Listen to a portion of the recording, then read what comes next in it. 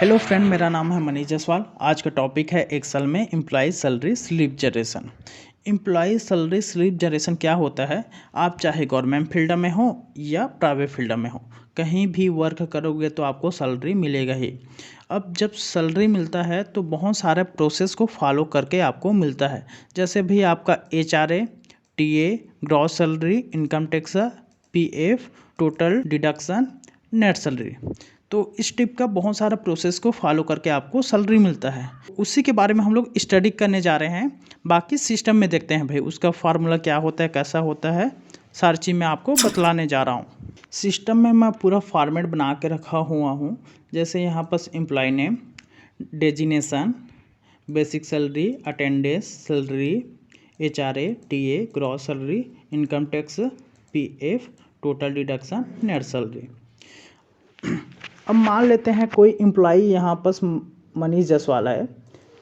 उसका डेजिनेशन मतलब होता है पद, है ना। पद कौन से फील्ड में है? मान लेता हूँ वो टीचर है। उसका बेसिक सैलरी है 50,000 रुपये।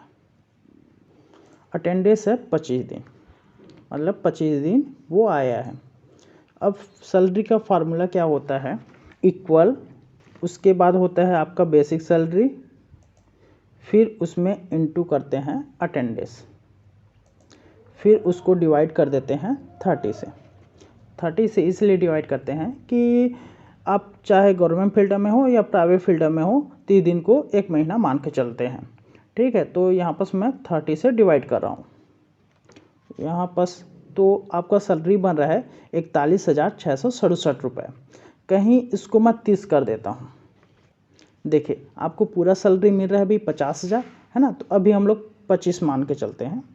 अब उसके बाद HRA का मतलब होता है कि आप जैसे कि रेंट में हो, ठीक है।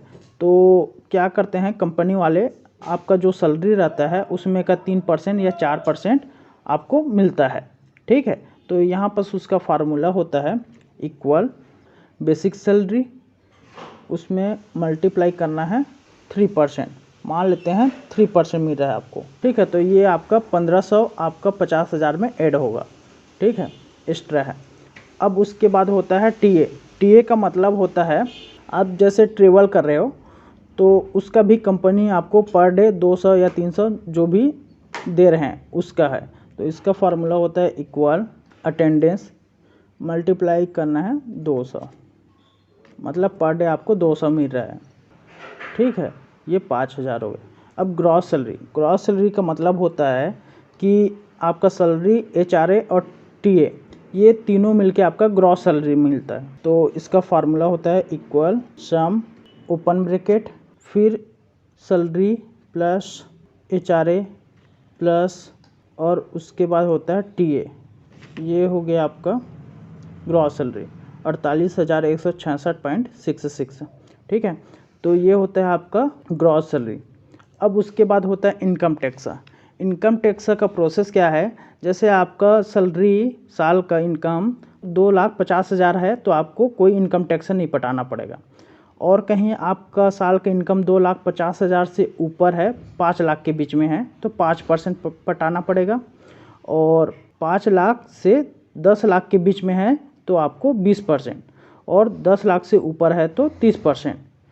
अब उसका फार्मूला होता है इनकम टैक्स का इक्वल इफ़, फिर ओपन ब्रैकेट, फिर ग्रॉस सैलरी, ये है आपका ग्रेटर देन का सिंबल, फिर होता है इक्वल, उसके बाद 2,50,000, फिर आपको लगाना है कॉमा, फिर उसके बाद ग्रॉस सैलरी में आपको इनटू करना है 5%, फिर कॉमा लगाना है, उसके बाद 0, उसके बाद ब्रैकेट क्लोज।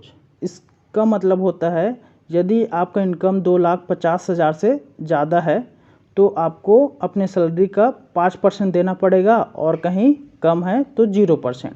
तो आपका देखिए यहाँ पर कम है इसलिए आपका 0 आ गया। उसके बाद होता है PF का मतलब होता है कि आपका जो भी सैलरी रहता है उसमें का पहले 13% करता था, अब 12% करता है, और वो आपका स्टोर होते जाता है। जब आप जॉब को रिजाइन देते हैं, कहीं आपका एज हो जाता है तो फिर आप जॉब को छोड़ रहे होते हैं उसके बाद ये सारी चीज़ आपको मिलता है बाद में। इसका फार्मूला होता है इक्वल ग्रॉस सैलरी इनटू करते हैं 12%।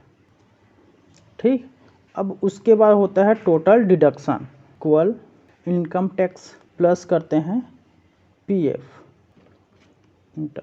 उसके बाद होता है नेट सैलरी जो आपको मिलता है, यहाँ पर ग्रॉस सैलरी माइनस करना है डिडक्शन इंटर। ठीक है, ये आपका पूरा एक एम्प्लॉय का पूरा स्ट्रक्चर बन गया भाई। ठीक है, वैसे ही बहुत सारे एम्प्लॉय का आप बना सकते हो, यहाँ पर जैसे नाम लिखा हूँ। ठीक है, अब मान लेते हैं कोई से भी उसका फील्ड है, नाम दे देते हैं कुछ भी।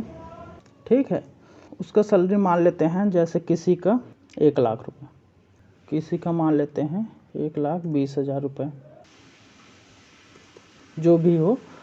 इसका अटेंडेंस किसी का 28 ले लेते हैं, किसी का ले लेते हैं 29, किसी का ले लेते हैं यहाँ पर 26, और या किसी का हम लोग ले लेते हैं पूरा ले लेते हैं। अब यहाँ पर आपको फार्मूला लगाने की ज़रूरत नहीं है, यहाँ पर आपको सिर्फ ड्रैग करना है, ऐसा खींच देना है, ये निकल जाएगा। एक बार फार्मूला लगाने के बाद आप ड्रैग कर सकते हो, सारे एम्प्लॉय का निकल जाता है।